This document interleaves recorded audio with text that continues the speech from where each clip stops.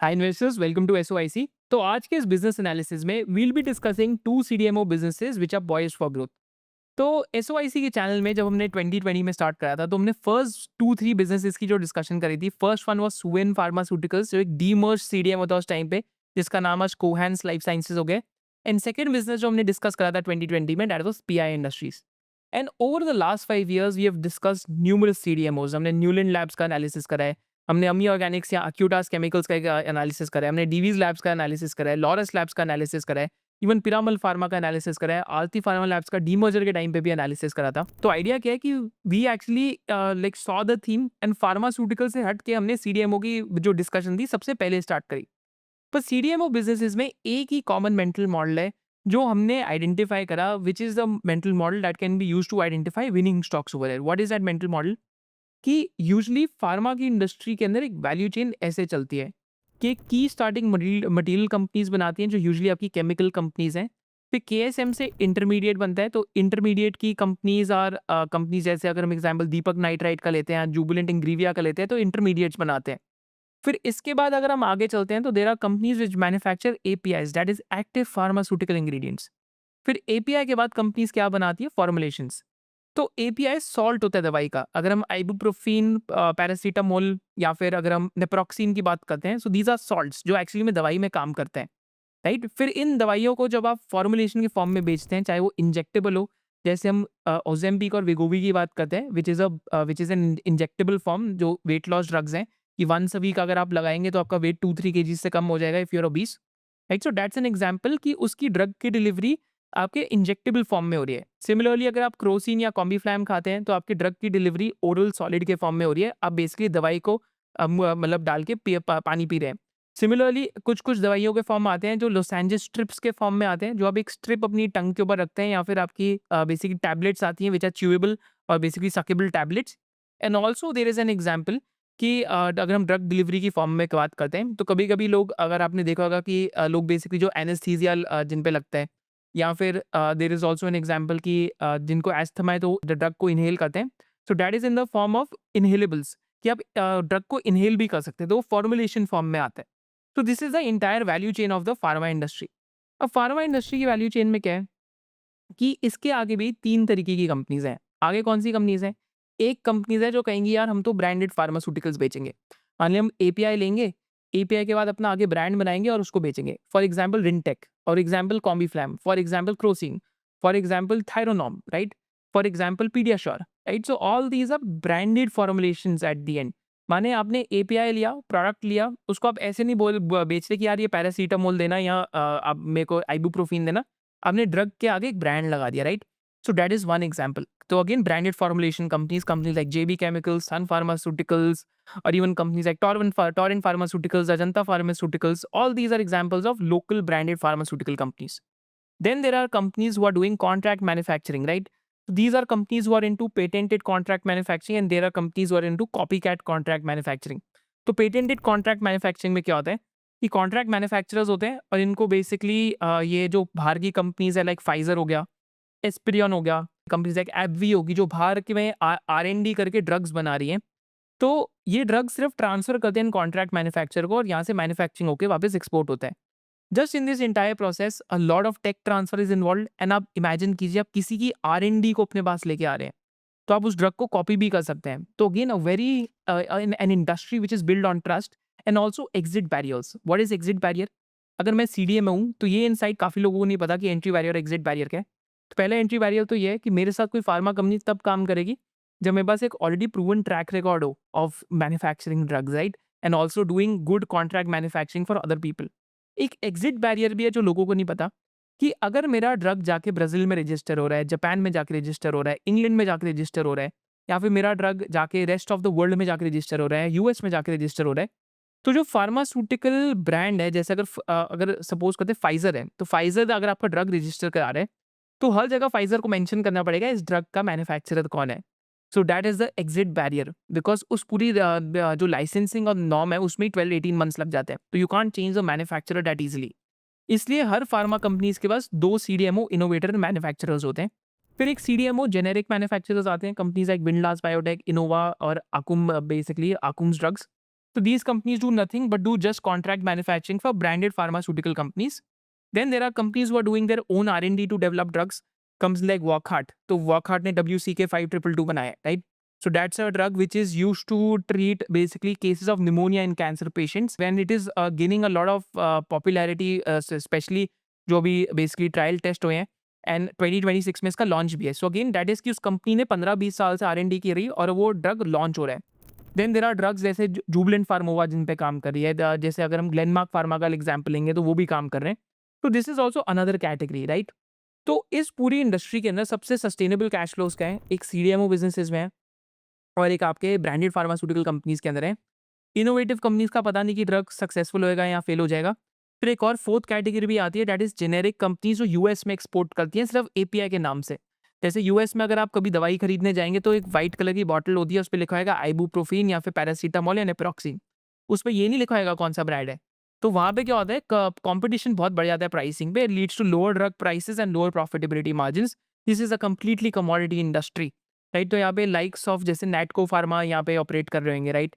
तो likes of Aurobindo pharma भी यहाँ पे होंगे, सन फार्मा का कुछ पोर्टफोलियो यहाँ पे होगा, बट स्पेशलिटी पोर्टफोलियो में भी है. तो this is also fourth category, but it's a category which is very tough to study. इसलिए आपने देखा होगा SOIC के चैनल पे हमने एक भी फार्मा कंपनी जो जेनेरिक सप्लाईज में टू यूएस को, उसको हमने इतना डिटेल में नहीं कवर करा. तो दैट्स द आइडिया. तो आज हम मेंटल मॉडल कवर करें CDMO बिजनेसेस जो इनोवेटर मैन्युफैक्चरर्स के लिए, कि what is a key success mental model over there. बहुत सिंपल है. तो कुछ कंपनीज हैं जो सिर्फ API बनाती हैं, सॉल्ट बनाती हैं. तो सॉल्ट जब वो बना रही होती है तो उनके मार्जिन्स वहाँ से अच्छे आ रहे होते हैं, सस्टेनेबल मार्जिन्स आ रहे होते हैं. आप न्यूलैंड का एग्जाम्पल लीजिए, लॉरस का एग्जाम्पल लीजिए, या आप अमी ऑर्गेनिक्स का एग्जाम्पल लीजिए जो एक्यूटास केमिकल्स हो गए इंटरमीडिएट्स बनाता है, राइट? तो इन कंपनीज का एक कैश काउ बिजनेस है. तो एक थॉट प्रोसेस है कि आपकी एक कैश काउ है, आपको कैश काउ मिल्क दे रही है, राइट? कि आपका कैश काउ बिजनेस चल रहा है जो 50-60-70% ऑफ द बिजनेस है, जहाँ से आपको मिल्क आ रहा है, एडिशनल कैश आ रहा है. तो उस कैश को यूज करके कंपनीज क्या कर रही है? CDMO बिजनेसेस को बिल्ड कर रही हैं, because CDMO business is a long gestation business. And CDMO business जब बिल्ड होता है तो उसमें एक hockey stick type J curve आता है. I think out of all the companies that we covered on the channel, most of the companies have had that hockey stick J curve. चाहे वो आलती फार्मा लैब्स हो, Newland हो या बाकी companies हो. बट प्रॉबली सिर्फ एक सिंजीन के अंदर वो जे कर्व नहीं आया, because I don't know of an number of reasons, but manufacturing delay हो गया उनका. बट सिमिलरली तो यहाँ पे एक हॉकी स्टिक जे कर्व आता है when these companies get into CDMO manufacturing. तो just to give you an example कि मेंटल मॉडल के अंदर क्या होता है, कि this is a mental model कि आपका कैश का बिजनेस यूज करके जब आपका CDMO business 10-15% of the sales है and becomes 40-50% of the sales over next like 4 to 5 years, that is when these companies do well. For example, it's a case study on this channel. So we did a video on Neuland labs 4 years back. And 4 years back Neuland का जो CDMO business था वो 28% of the sales था, 262 करोड़ का revenue था. Fast forward to today, Neuland का जो CDMO business है, FY24 में 763 करोड़ का रेवेन्यू था, तो almost 3x jump, right? And I am not discussing what happened to the share price, but just to give you an idea कि from 20 मिड 20s to 50% of the business, and the business did really well, right? Similarly, Ami Organics, we did a video 15 to 18 months back, and CDMO business तब start ही हो रहा था. तो अगर आप last 1 year में ग्रोथ रेट्स देखेंगे, 567 करोड़ से 854 करोड़ का रेवेन्यू आया फार्मा इंटरमीडिएट्स में. एंड कॉन कॉल्स में क्या डिस्कशन करें कि इतनी जो हमारी 44% की ग्रोथ आई है, it is happened because of CDMO business, क्योंकि एक इंक्रीमेंटल मॉलिक्यूल मिल गया, राइट? तो इनको मॉलिक्यूल फर्मियन से मिला है, which is a drug use to treat prostate cancer by the name of Nubeqa, right? तो यहाँ पे इनका CDMO बिजनेस 10 टाइम्स ग्रो कर सकता है from FY24 base till FY28, from 100 crore to 1000 crore, right? तो ऐसा जे कब होता है बिजनेस में, अगर कोई सक्सेसफुल मॉलिक्यूल मिल जाए. सिमिलरली जब हमने लॉरस लैब्स की वीडियो बनाई थी, दिस वाज इन 2020 सितंबर के आसपास ये वीडियो थी, आई थिंक सो, राइट? सो 2020 या 2021 के सितंबर के आसपास ये वीडियो थी, राइट? तो आप इस वीडियो को भी जाके चेक कर सकते हैं बाद में. तब लॉरस लैब्स का CDMO का रेवेन्यू 520 करोड़ था. आज fast forward today, it is 1374 crore. तो ऑलमोस्ट 3 टाइम्स ग्रोथ हुई है CDMO बिजनेस में. एंड लॉरस के अंदर अभी जो लाइक बिजनेस परफॉर्मेंस है started improving, it's purely because of CDMO mix increasing. तो आज भी लॉरस लैब्स में CDMO मिक्स 25% ही हुआ है, right? And I think over a period of time, if this goes to 50% of the company, then interesting things could happen in the business, but valuation का आपको independently call लेना पड़ेगा. Divi's labs का आज से हमने 3 years पहले वीडियो बनाया था, right? And this was a video where we covered Divi's laboratories, which is like a basically which is like a large cap of this industry. And the growth rates have continued and तो recently इनको एक order मिला है जिसमें 650 to 750 crore का customer ने advance दिया इनको कैपेसिटी सेटअप करने के लिए, right? So a simple mental model that we use in this industry which is right there in front of you कि इस इंडस्ट्री में टेलविंड्स हैं। तो अभी न्यूलैंड की एक मैनेजमेंट मीट थी जिसमें डिस्कशन हुआ कि चाइना से डेफिनेटली सप्लाई मूव कर रही है इंडिया को। उनको 3 इंक्रीमेंटल मॉलिक्यूल एक इनोवेटर से मिले हैं जो चाइना से मैन्युफैक्चर करा रहे थे and it has been shifted to Neuland. तो डेफिनेटली सप्लाई चेन शिफ्ट हो रही है। बट आपको कहाँ दिमाग लगाना है? आपको दिमाग लगाना है कि जिन कंपनीज का एपीआई बिजनेस कैश का हुआ है और वो सीडीएमओ बिजनेसेस बिल्ड करें, those businesses ideally will and up doing really well. तो हम उन बिजनेसेस का आइडिया करेंगे कि आज हम उन बिजनेसेस को डिस्कस करेंगे। So this is the purpose of this video and hopefully आपने हमारी अगर सीडीएमओ कवरेज इस चैनल पे फॉलो करी होगी लास्ट 5 ईयर्स में, you will smash the like button and drop a hell yes in the comment section. Before going forward, just as a part of the SYC membership, I understand कि sectoral analysis एक मुश्किल चीज़ है। कभी आप सोचते हैं यार शायद सीडीएमओ की बात करता है, कभी पोर्ट्स की बात करता हूँ, कभी कभी टेलीकॉम की बात करते हैं, कभी एयरलाइंस की बात करते हैं, कभी होटल्स की बात करते हैं, हॉस्पिटल्स की बात करते हैं। आप ये भी सोचते होंगे कि यार इन सारी चीज़ों में अकाउंटिंग एक कॉम्प्लेक्स चीज़ हो सकती है, या फिर आप ये भी सोचते होंगे कि यार मैं अपनी एसेट एलोकेशन कैसे करूँ या फाइनेंशियल प्लानिंग कैसे कर सकता हूँ। तो एक्चुअली में all these things we have built a very comprehensive course as a part of SYC membership, जहाँ पे हम आपको financial planning, asset allocation, all these things we teach you in level 1। Level 2 में we teach you about fundamental analysis. Level 3 में we also teach you about how to find intrinsic value of a stock. Level 4 में we teach you entry and exit framework की entry exit कैसे ले सकते हैं, क्योंकि exit ज़्यादा लोग सिखाते ही नहीं है। लेवल 5 में we teach you about screening of stocks and level 6 is my favourite, जहाँ पे हम आपको डिफरेंट डिफरेंट सेक्टर्स को कैसे एनालाइज करते हैं वो सिखाते हैं। I don't think there is such a comprehensive course out there, because just for example हमारा अभी कैपिटल गुड का ही सेशन 4-5 घंटे का था, या कैपिटल मार्केट्स का सेशन ऑलमोस्ट 6-7-8 आवर्स का था, which went over 3 Sundays, and you've done numerous such sessions from lab grown diamonds to pre-engineered building to industries like agrochemicals, CDMO, etc. etc. जहाँ पे हमने डिफरेंट डिफरेंट इंडस्ट्रीज को आप कैसे पढ़ सकते हैं एज अ रिटेल इन्वेस्टर वो भी कवर करें। And as an added bonus to the SOIC membership we have added 2 more things. One is that we have actually built a course कि how you can leverage AI to cut short on your research time। कि अगर आपके basic build हो गए तो आप AI को use करके अपने रिसर्च टाइम को कैसे कट शॉर्ट कर सकते हैं और फ्रेमवर्क बना सकते हैं। And second interesting thing is that we have also added a crash course, because हमारा कोर्स थोड़ा साइज में बड़ा है, बिकॉज सीरियस लर्नर्स के लिए ही है। जो भी सीरियस इन्वेस्टर्स हैं मैं कहूँगा कि आप लोगों को ये ऐसे कोर्स में आना चाहिए। तो एक्चुअली हमने एक क्रैश कोर्स भी बनाया है जो आप देख सकते हैं, which is an added bonus. जो आपकी लेवल 1 से लेकर लेवल 5 तक की लर्निंग है उसको कंप्रेस करके क्रैश कोर्स में भी हमने सिखाई है। If you join the membership, that is also one of the ways that you can basically leverage the SOIC membership एक reduced time period के अंदर। If you're interested in signing up for the SOIC membership, you can use the coupon code SOICAI10, because अभी हमने recently AI course बना के SOIC membership में डाला है, and the link to register for the SOIC membership is there in the description below. With this, let's go back to the 2 unique CDMOs. तो first हम CDMO यहाँ पे discuss करते हैं, and that is the business of Aarti Pharma Labs. And Aarti Pharma Labs में भी you have to view the business like this. ये 3 business segments हैं। एक ज़ैंथीन और कैफ़ीन का है जो आपकी बेवरेजेस में डलता है। तो अगर आप पेप्सी या कोक की बॉटल घुमा के देखेंगे या रेड बुल की अगर कैन घुमा के देखेंगे तो आपको ज़ैंथीन या कैफ़ीन दिखेगा उसमें। So this is synthetically produce caffeine जो केमिकल प्रोसेस के थ्रू ज़ैंथीन और कैफ़ीन प्रोड्यूस होता है। देन सेकंड बिजनेस है इनका एपीआईज़ और इंटरमीडिएट्स का। तो इंटरेस्टिंग थिंग क्या है, क्योंकि आरती का 16 to 18% वर्ल्ड में मार्केट शेयर है ज़ैंथीन में। तो ज़ैंथीन बेस्ड एपीआईज़ बनाते हैं फॉरवर्ड इंटीग्रेट करके, which helps them with lower cost of production. Then third business क्या है इनका, सीडीएमओ का। तो अगेन अगर आप मेंटल मॉडल लगाएंगे, cash cows going towards CDMO. And interesting thing क्या है कि कैश काउ बिजनेस भी ग्रो कर रहा है।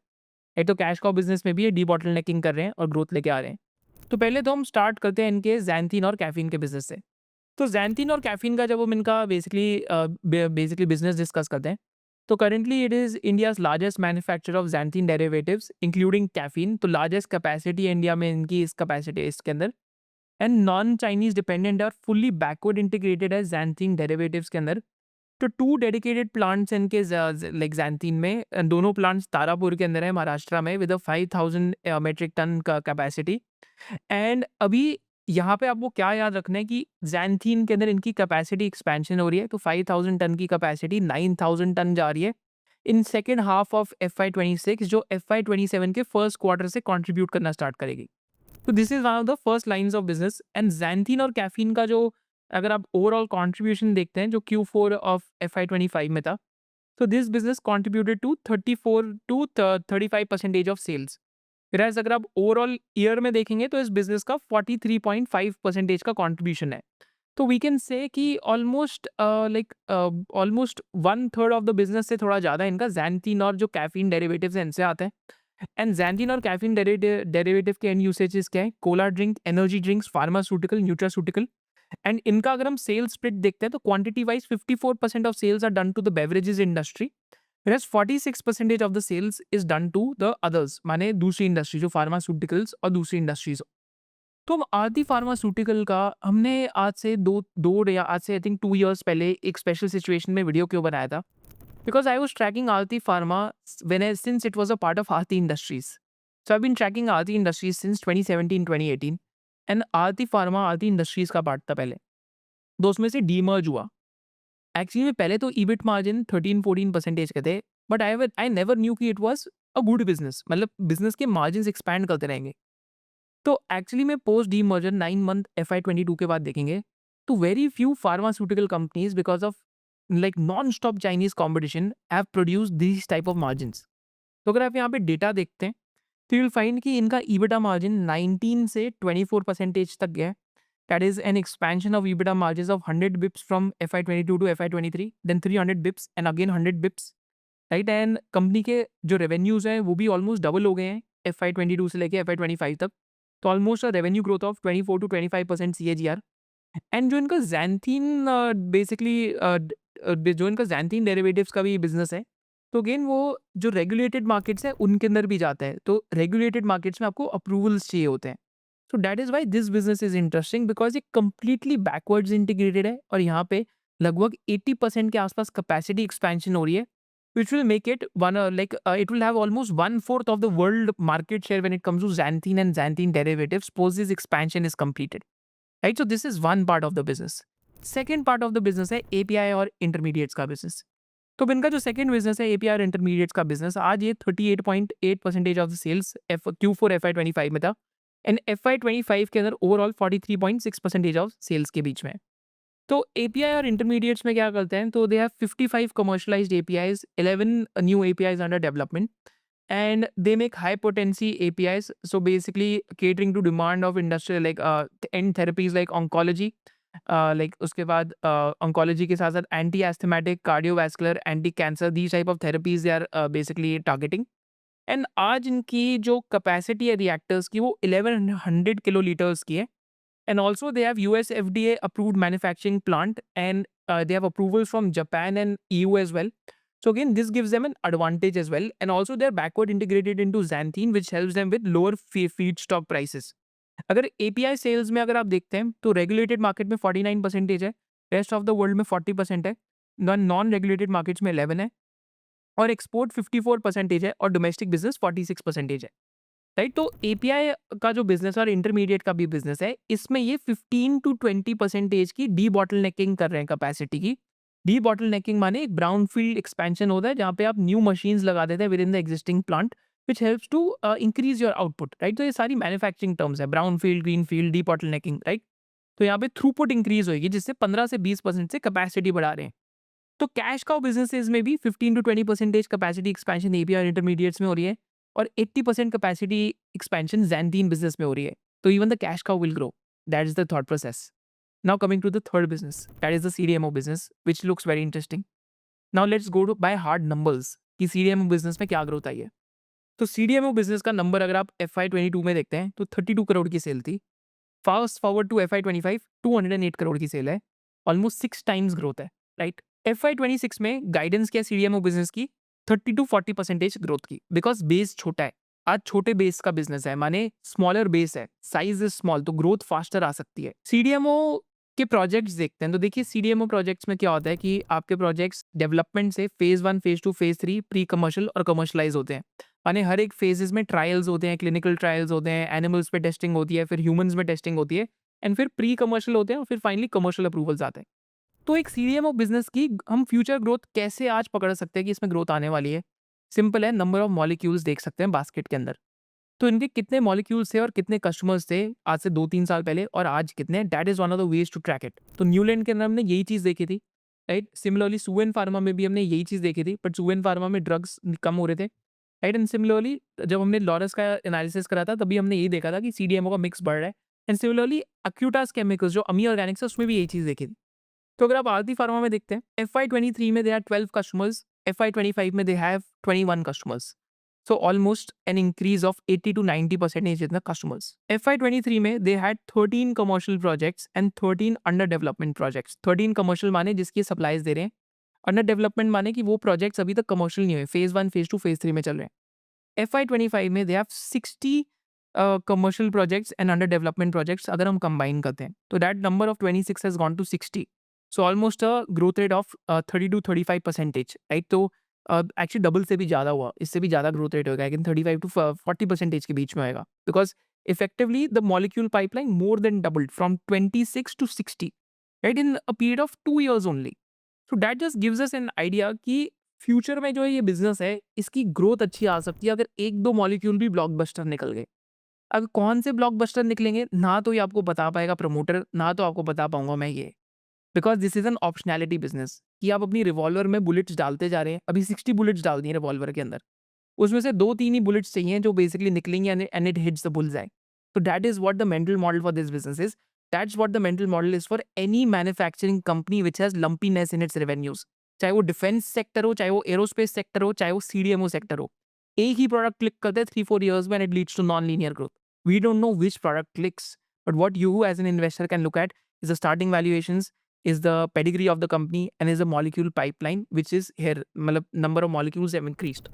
Also another thing is कि CDMO बिजनेस में क्या चल रहा है अभी, तो CDMO बिजनेस में बेसिकली ये KSMs के साथ साथ इंटरमीडिएट्स और APIs का मैन्युफैक्चरिंग करते हैं, मेनली इंटरमीडिएट CDMO है इस टाइम पे, एंड यूएसए और EU के अंदर एक्सपैंडिंग ग्लोबल फुटप्रिंट है कंपनी का। तो अब आरती फार्मा लैब्स में की ग्रोथ ड्राइवर्स क्या हैं एंड CDMO के अंदर ऐसा क्या हो रहा है। तो यहाँ पे हम आरती फार्मा लैब्स क्यों पढ़ रहे हैं, क्योंकि FY25 और FY26 में कंबाइंड केपेक्स 800 to 850 करोड़ का है। सो दैट इज अ सिग्नल, मतलब कहते हैं ना सिग्नल होता है कि यार something is signalling, so that's a signal that a manufacturing company is seeing growth. And 800 to 850 crore का जो केपेक्स है, इसमें से 400 to 450 करोड़ का केपेक्स अताली के अंदर है, and Atali is a green field capex that that doing. तो अताली साइट पे इन्होंने अभी एक फार्मा ब्लॉक लगाया है, जिसमें 125 करोड़ इन्होंने यूटिलिटी पे खर्चा है, बाकी इन्होंने पैसा मैन्युफैक्चरिंग ब्लॉक में लगाया है, और यहाँ पे एसिड टर्न 1.2 होंगे। तो अटाली के केपेक्स से ऑलमोस्ट 500 करोड़ की सेल आ सकती है। एंड इंटरेस्टिंग चीज़ क्या है, आपको कैसे सोचना है कि अगर एक प्लांट लग गया, तो क्या कंपनी ने और प्लांट्स की जगह छोड़ी है और ब्लॉक्स की जगह छोड़ी है when it comes to manufacturing mental model? The answer is yes. आज कंपनी एक ब्लॉक लगा रही है, but company has space to put up 10 further blocks. That gives you an idea, right? So this is an idea of looking at a manufacturing company. क्या manufacturing company future का सोच रही है, नहीं सोच रही? This also reminds me once I did a scuttlebutt on a company, and मैंने 2 companies देखी थी उस सेक्टर में। दोनों हाइपर ग्रोथ कंपनीज़ थी, बट एक कंपनी ने जो प्लांट लिया 5 एकड़ का, पूरा 5 एकड़ का लगा दिया, जिसमें उनके 2 ही यूनिट्स लगे थे। फिर दूसरी कंपनी ने 20 एकड़ का प्लांट लिया था, वहाँ पे 5 एकड़ का प्लांट लगाया एंड 2 यूनिट्स लगाए। बट इन नेक्स्ट 2 ईयर्स उस कंपनी के 2 से 8 यूनिट करने बहुत ईज़ी थे। फिर जो पहली कंपनी थी उसकी ग्रोथ कंस्ट्रेंट हो गई, and it kept searching for further land, and आज जाके उनको लैंड मिला आफ्टर 2 ईयर्स। सो अगेन जो बिज़नेस डिज़ाइन कर रहा है उसका क्या थॉट प्रोसेस है मैन्युफैक्चरिंग में, that is very interesting to see in actions. तो पहला यहाँ पे ग्रोथ ट्रिगर ये है कि केपेक्स आ रहा है काफ़ी बड़ा, एंड CDMO बिजनेस की गाइडेंस है कि 30 to 40% की ग्रोथ आएगी। एक और ग्रोथ ड्राइवर यहाँ पे क्या है कि ज़ैंथीन की कैपेसिटी 80% से बढ़ रही है। एक और ग्रोथ ड्राइवर इसके अलावा क्या है कि API और इंटरमीडिएट्स की भी कैपेसिटी 15 to 20% से बढ़ रही है। फिर कंपनी 80 करोड़ का सोलर पावर प्लांट्स में भी केपेक्स कर रही है, जिससे क्या होएगा कि कंपनी अपना कैप्टिव पावर बनाएगी सोलर यूज़ करके, जिससे कंपनी के मार्जिन्स इंप्रूव हो सकते हैं, क्योंकि कॉस्ट सेविंग हो सकती है 15 से 20 करोड़ की। बिकॉज़ जब आप ग्रिड से इलेक्ट्रिसिटी ले रहे हैं और खुद की प्रोड्यूस कर रहे हैं, तो एक बहुत मेजर कॉस्ट सेविंग का एंगल है in solar, right? So that is also something which happened in a business by the name of GPIL, जो यहाँ पे इस टाइम पे हो सकते हैं, क्योंकि आपकी कॉस्ट सेविंग हो सकती है, विच इज वाई कंपनी के मार्जिन्स एक्सपैंड कर सकते हैं या कंसिस्टेंट रह सकते हैं। So these are the growth triggers in Aarti pharma labs. And FY26 के सेकेंड हाफ में इनका अटाली का केपेक्स लाइव जा रहा है। तो FY26 विल बी ईयर जहाँ पे हमें शायद से पैट पे ग्रोथ ना दिखे, but FY27 could be year शायद से जो बम्पर ईयर भी हो सकता है। तो आपको ये चीज़ें इस कंपनी के अंदर क्लोजली ट्रैक करनी है। अब हम चलते हैं टुवर्ड्स द सेकंड बिजनेस। अब हम सेकंड बिजनेस की डिस्कशन करते हैं, which is a business by the name of Jubilant Pharmova. तो Jubilant Pharmova has 6 business segments. एक तो इनका रेडियो फार्मास्यूटिकल्स का बिजनेस है, एक एलर्जी इम्यूनोथेरेपी का बिजनेस है, थर्ड इनका जो बिजनेस है that is of CDMO sterile injectables, fourth इनका सीआरडीएमओ का बिजनेस है, फिफ्थ जेनेरिक्स का बिजनेस है और सिक्स प्रोप्राइटरी नोवेल ड्रग्स का बिजनेस है। तो अगर आज आप कंपनी की सेल्स देखते हैं तो radio pharmacy 47% of the mixture है, सीडीएमओ 18% है और सीआरडीएमओ 16% है। तो आज सीडीएमओ और सीआरडीएमओ 34% ऑफ द बिजनेस है, जेनेरिक्स 9% है जो कॉपी कैट ड्रग्स हैं और एलर्जी इम्यूनोथेरेपी 10% है। राइट, एंड कंपनी की जो 92% सेल्स हैं वो यूएसडी करेंसी में आती है और 8% रेस्ट से आती है। Geography wise 80% of the sales come from US, 20% from rest of the world. And company का ओरिजिन ऑफ गुड्स देखेंगे तो 72% is again goods and services from US, rest is from Canada 18% and 10% is from India. And actually में जो Canada US के tariff है उस पे health care products are exempt. तो this is one of the businesses which is one of the key beneficiaries of localisation of supply chains which are happening in US. और इसका मैं आपको एक एग्जांपल देता हूँ। तो कंपनी स्पोकेन में इंजेक्टेबल की कैपेसिटी को मोर देन डबल कर रही है अभी। एंड जस्ट इमेजिन ये कंपनी 260 टू 280 मिलियन डॉलर्स का केपेक्स कर रही है, जिसमें से 150 टू 160 मिलियन डॉलर प्लस का यूएस गवर्नमेंट उनको ग्रांट दे रही है। माने यूएस गवर्नमेंट एक सब्सिडी दे रही है कि आप ये केपेक्स कर लीजिए, and this subsidy is front ended, if से 60% ऑलरेडी पे ऑफ हो चुका है। तो यूएस गवर्नमेंट ऐसा क्यों कर रही होगी? Because they want to like जो स्टेराइल करके जो इंजेक्टेबल्स होते हैं, जो इंजेक्शंस होते हैं, उसमें यूएस के अंदर एक डिमांड सप्लाई मिसमैच चल रहा है। And also it's a critical item which they want to be manufactured locally, माने यूएस के अंदर मैन्युफैक्चर होनी चाहिए। And this is why this company is one of the key beneficiaries of localisation of supply chains in US which is happening right now. तो company के यार जो CDMO और सीआरडीएमओ बिजनेस है हम उसको डिस्कस करेंगे, पर हालांकि कंपनी का रेडियो फार्मेसी बिजनेस बहुत ही इंटरेस्टिंग बिजनेस है जहाँ पे इंडस्ट्री 20% पे ग्रो कर रही है। तो कभी हम फ्यूचर में जुबिलेंट फार्मोवा का एक स्टैंड लोन वीडियो भी बनाएंगे, बिकॉज रेडियो फार्मेसी बिजनेस में बहुत मैसिव बैरियर्स टू एंट्री है और 3 ही कंपनीज हैं जो पूरा मार्केट शेयर कंट्रोल करती हैं। तो इनका एलर्जी इम्यूनोथेरेपी का बिजनेस है, वहाँ पे ये एंटी वेनम सॉल्यूशंस बनाते हैं। फॉर एग्जाम्पल किसी को बेसिकली जो बी का वेनम है उससे एलर्जी है और ऐसी एलर्जी है it can take their life, right. तो इम्यून सिस्टम में उसकी हम कैसे वैक्सीन या इंजेक्टेबल बनाए जिससे उनकी वो एलर्जी कंट्रोल में हो जाए। तो ऐसे 4-5 वेनम्स हैं जिसके against this company has basically been manufacturing solutions. तो यूएस के अंदर puts them on number 1 in the country, right. तो यूएस के अंदर इन्होंने एक कंपनी एक्वायर करी थी 2007 में, जो ये 100 ईयर्स ओल्ड बिजनेस है ये एलर्जी इम्यूनोथेरेपी का। पहले तो मेरे को ऐसे ये रीडिंग करने से पहले पता ही नहीं था कि ऐसा भी बिजनेस एग्जिस्ट करता है, ऐसी ऐसी भी चीज़ें बनती हैं। But this is also one of the businesses which makes 40% EBITDA margin as well, right, a very stable business. तो सीडीएमओ और सीआरडीएमओ बिजनेस का डिस्कशन करते हैं which is the main point of this video. तो FY30 तक का company ने जो गाइडेंस दिया है कि आज कंपनी का 6700 करोड़ का रेवेन्यू है, जो कंपनी FY30 तक 13,500 करोड़ करना चाहती है। आज EBITDA मार्जिन्स 15% है, जो कंपनी 23 टू 25% टेज तक लेके जाना चाहती है। आज डेट कंपनी का 2400 करोड़ है, जो कंपनी FY30 तक जीरो लेके जाना चाहती है। एंड आज ROC सिंगल डिजिट है, जो कंपनी FY30 तक हाई डबल डिजिट्स में लेके जाना चाहती है। अभी FY25 में 11% का ROC हो गया है और FY25 में ऑलरेडी डेट 2450 करोड़ से 1300 करोड़ कर दिया और मार्जिन 15 से 17 आ चुके हैं एंड सेल्स में 8% की ग्रोथ है। तो हम कंपनी के सीडीएमओ और सीआरडीएमओ बिजनेस का डिस्कशन करेंगे। तो सीडीएमओ बिजनेस के अंदर कंपनी स्टेराइल इंजेक्टेबल्स का बिजनेस करती है। Again nothing but manufacturing of injectables और contract manufacturing of injectables for the large pharma clients. So top 8 pharma companies in the world out of the top 20 are customers of Jubilant Pharmova, right? And इनकी जो capacity है spoken के अंदर है and spoken पे अभी capacity expansion भी कर रहे हैं।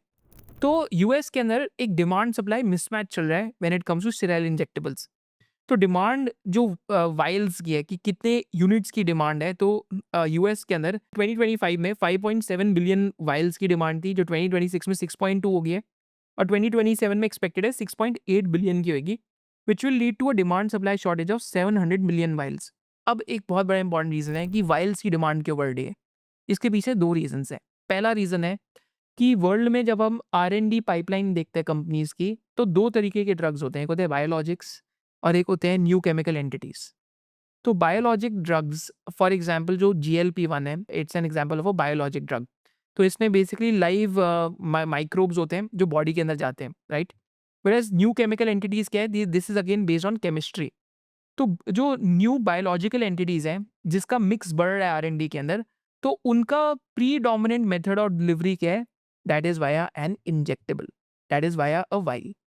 तो इस वजह से यहाँ पे इसका जो मार्केट शेयर है न्यू बायोलॉजिकल एंटिटीज़ का बढ़ रहा है, which is fuelling the demand for injectables and Jubilant pharma is nothing but a proxy to the trend of NBE increasing in the world, right? So that is why investing is interesting. And second interesting चीज़ क्या है कि US के अंदर Novo Nordisk which is one of the manufacturers of this GLP one drug has acquired perhaps the largest injectable manufacturer in US by the name of Catalent. तो Catalent के 35 और customers थे जिनको रातों रात बोल दिया गया कि अब आप कैटलिन की कैपेसिटीज यूज़ नहीं कर सकते, बिकॉज़ कैटलिन की कैपेसिटी नोवो नॉर्डिस्क अपने कैप्टिव पर्पस के लिए यूज़ करने वाला है। So that also has created a demand supply mismatch, which again you need local capacities over there. So that is where Jubilant Pharmova is doing this capex in Spokane. तो अगर आप ये capex देखते हैं, right? So this is what is basically leading to the demand. तो majority of the commercial contracts are typically long duration in nature. तो entry barrier क्या है? तो long duration contracts हैं 3 years के. फिर टेक्नोलॉजी ट्रांसफर है CDMO कंपनी से जिसमें 18 मंथ्स लगते हैं, तो स्विचिंग कॉस्ट बहुत बन जाता है। एंड यूएस एफडीए की बहुत स्ट्रिंजेंट रेगुलेटरी रिक्वायरमेंट है to even give approvals to these capacities. And innovator companies onshore North American manufacturers को प्रेफर कर रही है with a good quality track record in such type of products. And also what is happening is that the company has 5 years plus relationship on an average with the top 10 customers, 90% repeat customer business है, 24 months का switching timeline है अगर कोई customer switch करना चाहते हैं इनसे, और 10 years का track record है यूएस एफडीए का इनके पास, right? So those are the interesting things. And एक और भी इंटरेस्टिंग चीज़ यहाँ पे क्या है कि कंपनी को 160 टू 180 मिलियन डॉलर का ग्रांट मिला है। एंड अगर आप कमर्शलाइजेशन यहाँ पे देखते हैं तो लाइन 3 और लाइन 4 की, तो लाइन 3 आपकी ऑलरेडी कमर्शियल हो गई है, commercial production H2 of FY26 live जाएगी, FY27-28 में पूरा उसका वो आएगा। व्हेयरएज़ लाइन 4 आपका कमर्शियल प्रोडक्शन FY28 से होएगी। तो पहले ये कंपनी बात कर रही थी कि 4 इयर्स लगेंगे सीडीएमओ स्टेराइल्स को फुल्ली यूटिलाइज करने में, बट अब 4 इयर्स से 3 इयर्स कह रहे हैं because demand has grown much faster, right? So again a positive sign and also a sign कि कंपनी का लॉन्ग टर्म गाइडेंस क्या है सीडीएमओ स्टेराइल्स का, कि आज कंपनी का 1272 करोड़ की सेल है, 23% EBITDA मार्जिन है। कंपनी इस बिज़नेस को 2300 टू 2400 करोड़ की सेल पे ले जाना चाहती है with more than 25% EBITDA margin, which implies more than 500 crore of EBITDA. So this is the first business in this CDMO basket, that is the CDMO sterile injectables, right? Second is that of CRDMO। तो यहाँ पे ये बहुत similar business करते हैं जैसे सिंजीन करता है, that is a contract research organisation, जहाँ पे आप मॉलिक्यूल्स को डिस्कवर करने में हेल्प करते हैं, राइट? तो यहाँ पे भी अगर आप इनका मैन्युफैक्चरिंग कैपेसिटीज़ और फैसिलिटीज़ देखते हैं, तो कंपनी की एक फैसिलिटी आपकी फ्रांस के अंदर है जहाँ पे 35 साइंटिस्ट है who are working on antibody drug conjugates, which is also one of the innovation in pharmaceutical industry, right? So it helps in a lot of treatment of diseases like cancer and stuff. फिर बैंगलोर में 350 scientist हैं जो target selection में help करते हैं pharma companies को, मतलब R&D के अंदर हेल्प करते हैं। फिर 750 साइंटिस्ट नोएडा के अंदर है विच अगेन CRO बिजनेस कर रहे हैं जहाँ पे 40 क्लाइंट्स हैं, again contract research organisation, basically आप मॉलिक्यूल्स की R&D करने में हेल्प कर रहे हैं अगर आप उसको सिंपल वर्ड्स में समझना चाहते हैं। 250 साइंटिस्ट इनके एक और वहीं पे कैपेसिटी में जहाँ पे ये स्केल अप भी करते हैं, right? So this is again one of the capacities which is there in India only, जहाँ पे ये from milligram to kilogram scale up करते हैं CDMO बिजनेसेस का, जस्ट टू डेमोन्स्ट्रेट कि कैसे बिजनेस बेसिकली बड़ा हो सकता है। एंड फाइनली 900 मेट्रिक टन्स की इनकी मैन्युफैक्चरिंग कैपेसिटी भी है, right? So this is a late CDMO and API capacity, जहाँ पे 900 मेट्रिक टन्स की कैपेसिटी है और यहाँ पे API एक्सपर्टीज है जो US FDA जापान और यहाँ सबसे अप्रूव्ड है।